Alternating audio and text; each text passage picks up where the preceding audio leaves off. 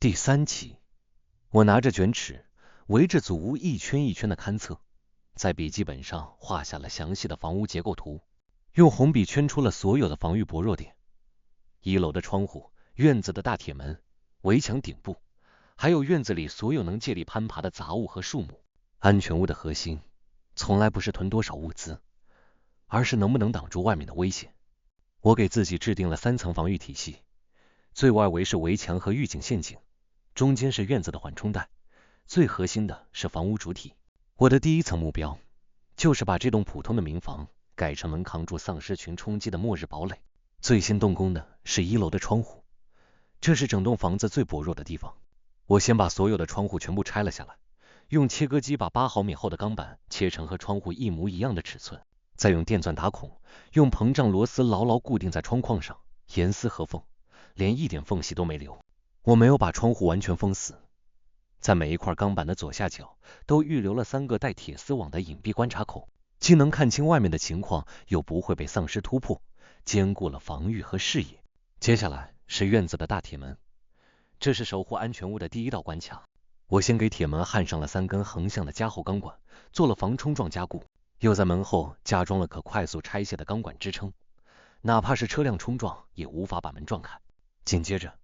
我给大门装了3套不同的防盗密码锁，就算其中2套被破坏，第3套也能牢牢守住大门，不给任何人闯进来的机会。然后是院子的围墙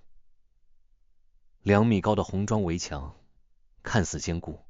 实则很容易被攀爬。我踩着梯子，给围墙顶部加装了1圈带刺的铁丝网，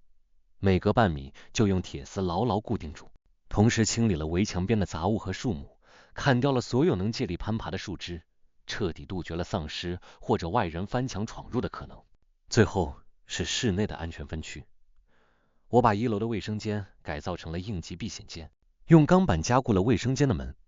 里面提前预留了应急物资、水和食物，哪怕房屋主体被突破，我也有最后的避险空间。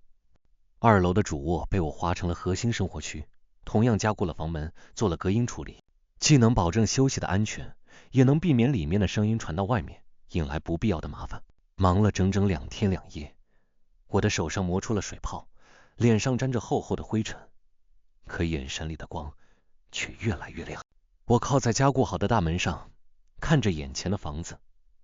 ，1楼的窗户全部被钢板封死，只留下隐蔽的观察孔，大门固若金汤，围墙顶部的铁丝网在阳光下闪着寒光。很多人觉得末日里要靠狠，靠不怕死才能活下去，可我知道，真正的生存是把所有的风险都扼杀在门外。现在的这栋小楼，哪怕村子里出现成群的丧尸，也无法轻易突破我布下的这3道防线。我走进屋子，倒了一杯热水，坐在窗边的观察孔前，看着外面的村子。放在桌上的收音机里正在播放本地新闻，主持人的声音平稳，播报着县城里出现了几起不明原因的暴力伤人事件，警方正在调查，请市民不要恐慌，病毒已经开始扩散了，留给我的时间不多了。基础防御只是第1步，想要在末日里长期活下去，我必须解决最核心的2个问题。水，这是脱离市政系统实现自给自足的根本，也是我能在末日里安稳活下去的核心底气。我放下水杯，拿起笔记本，